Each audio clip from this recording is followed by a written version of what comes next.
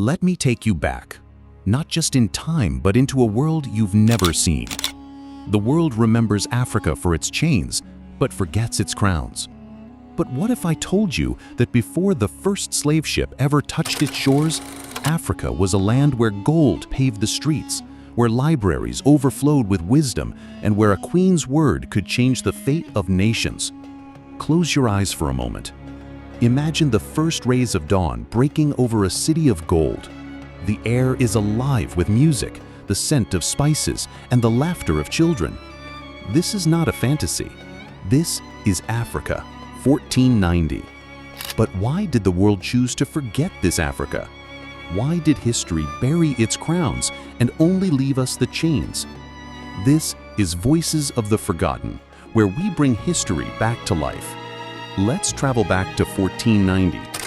The Renaissance is just beginning in Europe. Columbus is still dreaming of the ocean blue.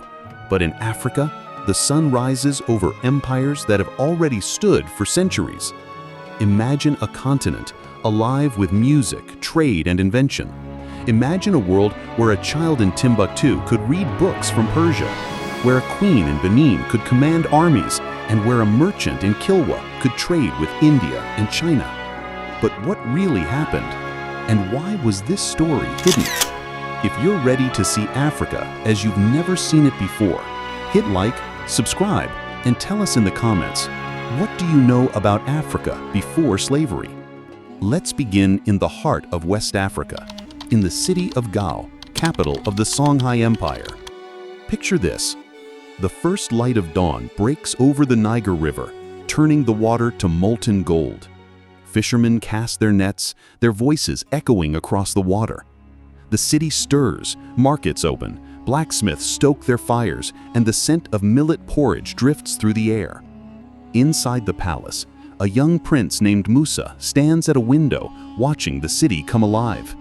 He is the son of Askia Muhammad, the emperor, a man known for his wisdom and justice. Musa's father gathers his council in the Great Hall, where the walls are painted with scenes of battles, harvests, and distant lands. Today, the council discusses trade, salt from the Sahara, gold from the south, and books from the north. "Father," Musa asks, "why do people come from so far to trade with us?" Askia Muhammad smiles. "Because, my son, we are the crossroads of the world. Our gold feeds the markets of Cairo. Our scholars teach the wisdom of the ancients. And our people? Our people are the heart of this land. Outside, the city is alive. Blacksmiths hammer iron into tools and weapons. Women in bright cloth sell yams and spices. Children chase each other through the alleys, their laughter echoing off the mud brick walls. But Gao is just one jewel in Africa's crown. Now let's walk the dusty streets of Timbuktu. The air is thick with the scent of papyrus and ink. In the courtyard of the Sankora Mosque, a young woman named Fatima sits cross-legged, her eyes fixed on a manuscript. She is one of hundreds of students who have come from across Africa to study here. Her teacher, the great scholar Ahmed Baba, paces before the class.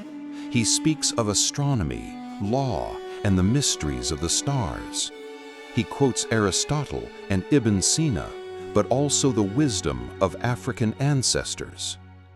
Fatima dreams of writing her own book one day, a treatise on medicine perhaps, or a collection of poetry.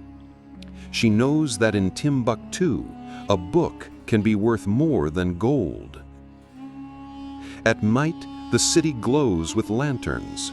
Scholars debate under the stars, their voices rising and falling like music. In the libraries, scribes copy manuscripts by hand, preserving the wisdom of centuries.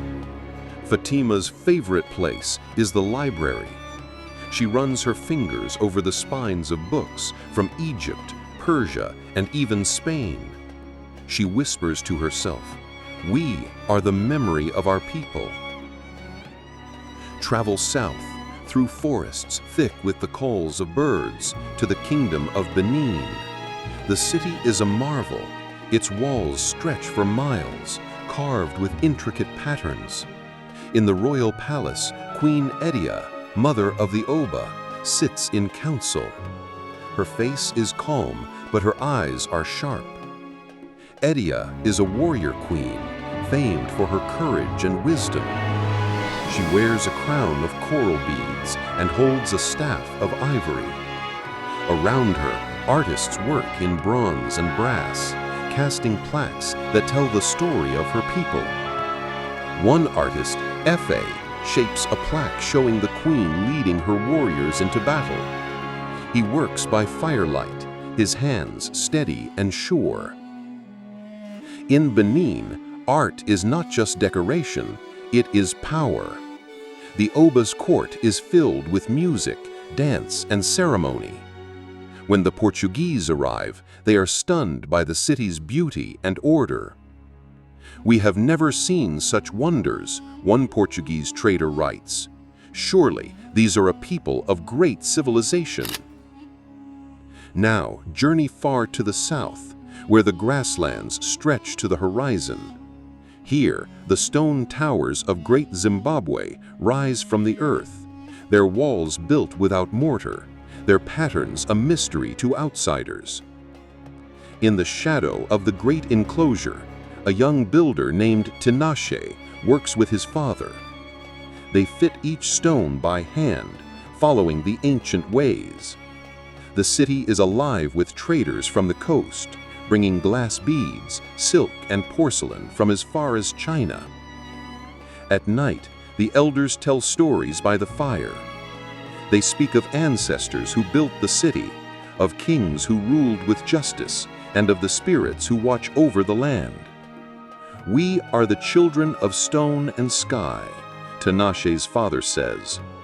"Our roots are deep, and our dreams are high." Finally, let's stand on the white sands of Kilwa, a city of coral palaces and minarets. The air is salty, filled with the cries of gulls and the calls of traders. Ships from Arabia, Persia, and India crowd the harbor, their sails billowing in the wind. A merchant named Amina oversees her goods, ivory, gold, spices, and rare woods. She speaks Swahili, but also Arabic and Persian. Her family has traded across the Indian Ocean for generations. In the mosque, the imam calls the faithful to prayer.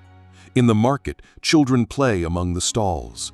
At night, the city glows with lanterns, and music drifts on the breeze. "We are the sea and the wind," Amina says. "We are the bridge between worlds."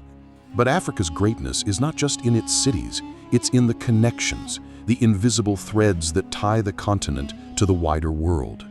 In Mali, caravans of camels cross the Sahara, carrying gold, salt, and stories. In Ethiopia, priests chant ancient hymns in churches carved from solid rocks. In Congo, the king sends envoys to Europe, hoping for friendship and trade. In the Swahili city-states of the East African coast, Kilwa, Mombasa, and Zanzibar, stone mosques rise above the turquoise sea. Here, African, Arab, Persian, and Indian cultures blend in a cosmopolitan mix. Ships called Dhows sail to India and back, carrying gold, spices, and stories. "We are the crossroads of the world," a Swahili merchant boasts. "We are the wind and the tide." But as the century draws to a close, shadows gather on the horizon. In 1492, news spreads of strange ships crossing the Atlantic.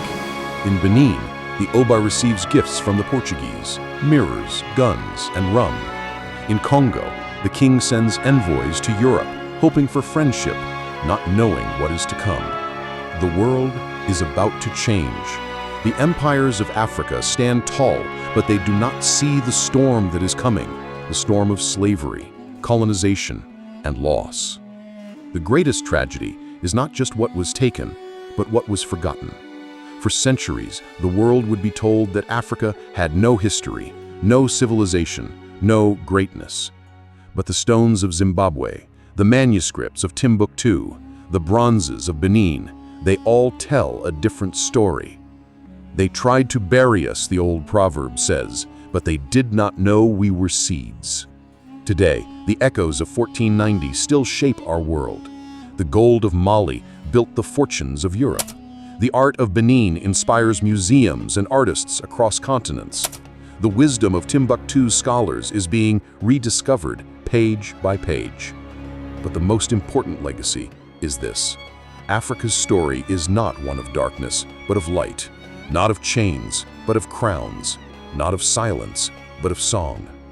We must remember, we must reclaim these stories, because history is not just about the past, it is about who we are and who we can become. If this story moved you, drop a comment, let others hear it. This is Voices of the Forgotten. Subscribe for more forgotten truths from African history. Share this with someone who loves real stories. See you in my next video.